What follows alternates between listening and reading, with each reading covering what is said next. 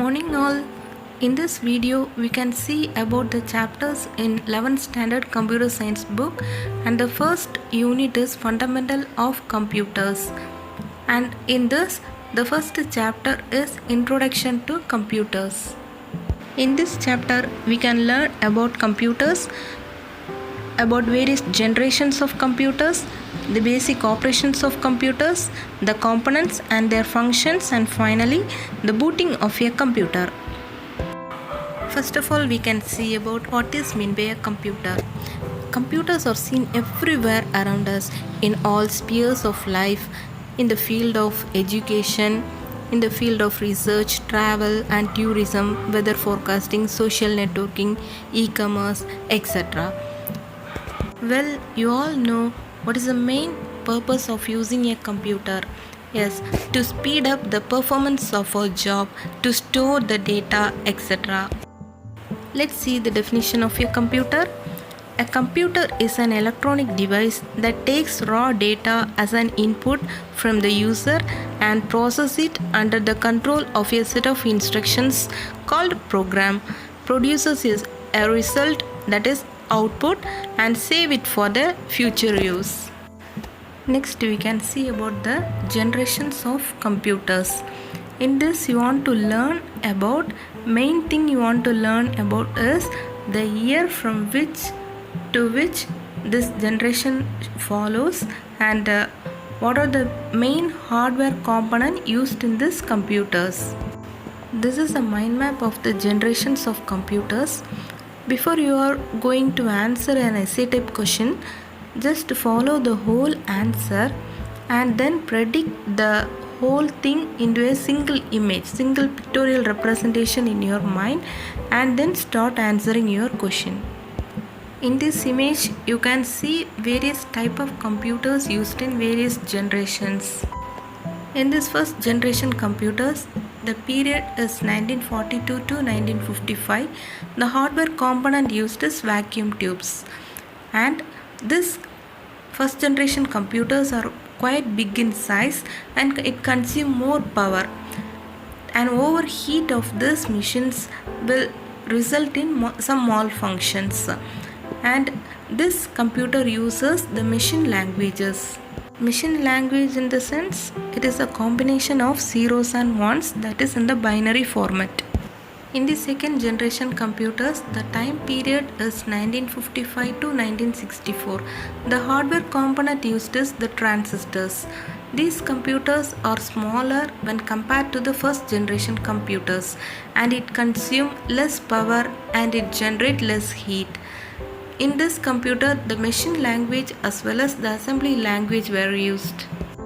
The third generation computers uses the integrated circuits as the hardware component, and the year follows 1964 to 1975. These computers were very smaller, faster and more reliable. It consumes less power, and in this high level languages were used. The time period of fourth generation computers is 1975 to 1980. The hardware component used is the microprocessor. Microprocessor is a very small chip. The smaller the size of the hardware component used is, the smaller the size of the computer. This type of computers is very smaller and its processing speed is very fast. The fifth generation computers follows from 1980 to till date. The hardware component used is ultra large scale integrations. In this type of computers, the parallel processing is used, and in this artificial intelligence is used. And finally, the sixth generation computers, that is in future the scientists were trying to make the computer to feel the sense. Nowadays the computer were used only for performing calculation, to storing data, etc. So in the future the scientists were trying to make the system to feel the sense, that is by means of virtual reality and artificial intelligence this process can be done.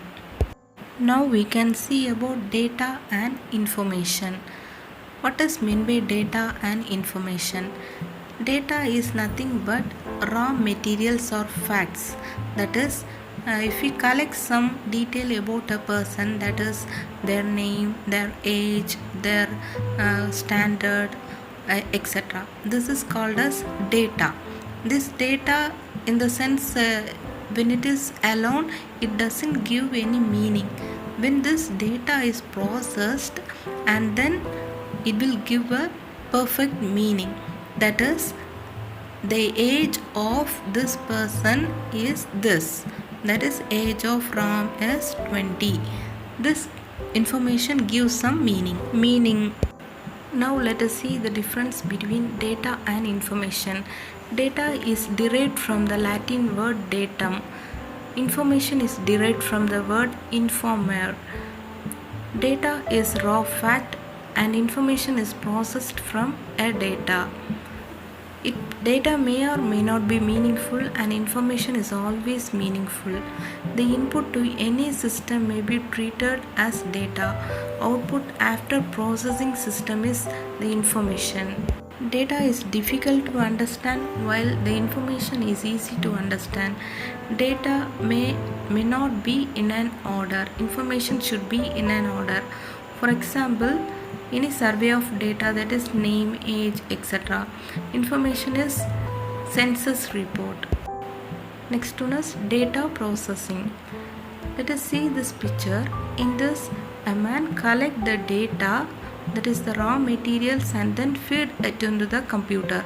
The two men next to the computer will process these data, and they will find the final information and then store it into the computer for future use. This can be predicted as follows. That is, the input data can be processed to produce the useful output, that is the information. Thus, the data processing can be defined as the conversion of data into information. Now it is clear for you to learn the definition of computer. That is, a computer is an electronic device that take the raw data, process it, and produce a set of result, that is the useful information, and it can be saved for the future use. Next we can see about components of a computer. A computer is a combination of hardware and software, and you know that hardware are the physical parts of the computer and software are the programs that is used in the computer. The main component used in the computer device are the input devices, output devices, storage units, etc.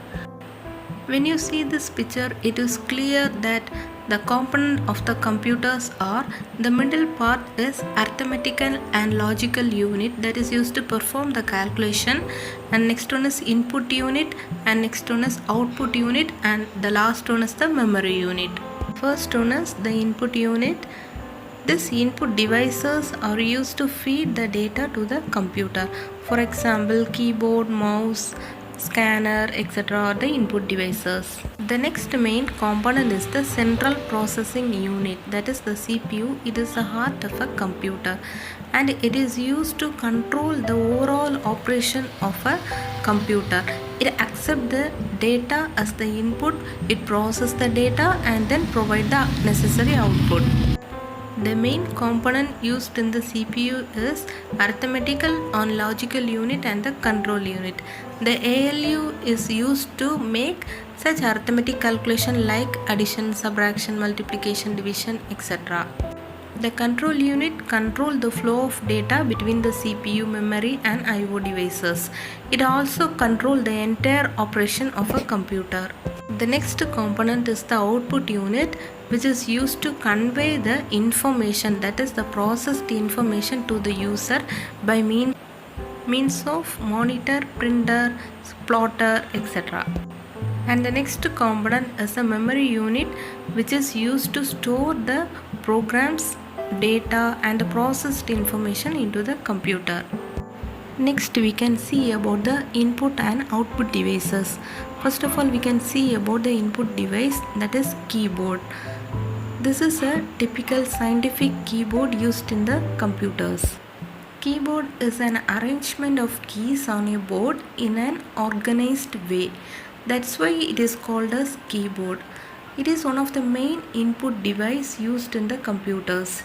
In this keyboard, various keys were used to enter the text, numbers, special characters, symbols, etc. You can also move the cursor by means of the movement keys and can use the function keys to perform various functions on the computer. Hope you all know about the mouse used in the computer.